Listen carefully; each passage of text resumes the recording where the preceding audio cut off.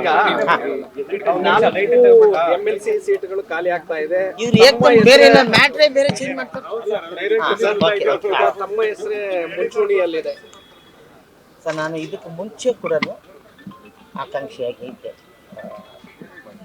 ಆ ಸಮಯದಲ್ಲಿ ನಮ್ಮ ಉಮಾಶ್ರೀ ಮೇಡಮ್ ಅವ್ರಿಗೆ ಇದು ಕೊಟ್ಟಿರಲಿಲ್ಲ, ಟಿಕೆಟ್ ಕೊಟ್ಟಿದ್ದು, ಅದಕ್ಕೋಸ್ಕರ ಅವ್ರಿಗೆ ಆಗಿತ್ತು.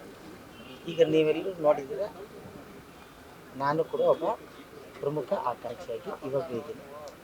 ಎಲ್ರಿಗೂ ಲೆಟರ್ಗಳು ಕೂಡ ತಲುಪಿಸಿದ್ವಿ. ಯಾಕೆಂದರೆ ಬಟ್ ನನಗೆ ಸಿಗದೆ ಹೋಗಲಿ, ನಾನು ಕಾಂಗ್ರೆಸ್ಗೋಸ್ಕರ ಕೆಲಸ ಮಾಡ್ತೇನೆ.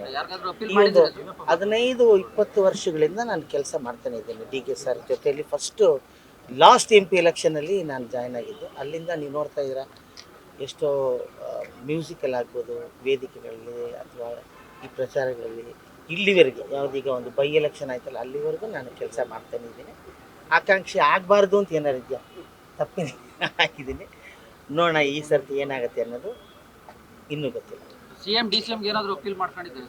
CM DCM ಅವ್ರಿಗೆ ನಾನು ರೆಗ್ಯುಲರ್ DCM ಅವ್ರಿಗೆ, CM ಅವ್ರಿಗೆ, ಖರ್ಗೆ ಸಾಹೇಬರಿಗೆ, ರಾಹುಲ್ ಗಾಂಧಿ ಅವ್ರಿಗೆ, ಮತ್ತು ಎಲ್ಲ ನನ್ನ ಸ್ನೇಹಿತರು, ಆಲ್ಮೋಸ್ಟ್ ಎಲ್ಲ MLAಗಳು, ಎಲ್ಲ MP ಗಳು ನನ್ನ ಬಹಳ ಅನ್ಯೂನ್ಯವಾದ ಸ್ನೇಹಿತರುಗಳು ಕೂಡ. ಅದರಿಂದಾಗಿ ಎಲ್ಲರ ಸಪೋರ್ಟು ನನಗಿದೆ ಅಂತ ನನಗನ್ಸಿತ್ತು. ನಾನು ಅಪೀಲ್ ಮಾಡಿದ್ದೀನಿ. ಮುಂದಕ್ಕೆ ಏನಾಗುತ್ತೆ ಅನ್ನೋದು ಕಾದು. ಸೆಂಟ್ರಲ್ ಟಿಕೆಟ್ ಕೂಡ ಆಕಾಂಕ್ಷಿ ಆಗಿದೆ ಲೋಕಸಭೆಗೆ. ಯಾವಾಗ ಕೊಟ್ಟಿರಲಿಲ್ಲ, ಕೂತ್ಕೊಳ್ಬೇಕು ಅನ್ಸುತ್ತೆ ಸರ್.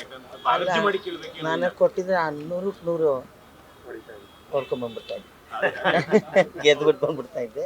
ಯಾಕೆಂದರೆ ಅಷ್ಟು ಅಭಿಮಾನಿಗಳಾಗ್ಬೋದು, ನಾವು ಏನು ಅನ್ನೋದು ಜನಕ್ಕೆ ಗೊತ್ತು. ಅದರಿಂದ ಗೆದ್ದಿರ್ತಿದ್ದೆ ಅಂತ ಕಾನ್ಫಿಡೆನ್ಸ್ ಇದ್ದಿದ್ದಕ್ಕೆ ನಾನು ಅವಾಗಲೂ ಕೂಡ ಕೇಳಿದ್ದೆ. ಅದು ಅಂದರೆ ಎಲ್ರಿಗೂ ಕೊಡಲೇಬೇಕಲ್ಲ, ಎಲ್ರಿಗೂ ಸಿಗೋದಿಲ್ಲ. ಮುಂದಿನ ದಿನಗಳಲ್ಲಿ ನೋಡೋಣ ಏನಾಗುತ್ತೆ ಅಂತೇಳಿ. ಆದರೂ ನಾನು ಕಾಂಗ್ರೆಸ್ಗೋಸ್ಕರ ಕೆಲಸ ಮಾಡ್ತಾನೆ ಇರ್ತೀನಿ. ನನಗೆ ಸಿಗದೆ ಹೋಗಲಿ, ನಾನು ನಮ್ಮ ಪಕ್ಷಕ್ಕೋಸ್ಕರ, ನಮ್ಮ CM ಅವ್ರಿಗೋಸ್ಕರ, ನಮ್ಮ DCM ಅವ್ರಿಗೋಸ್ಕರ ನಾನು ಕೆಲಸ ಮಾಡ್ತಾನೆ ಇರ್ತೀನಿ.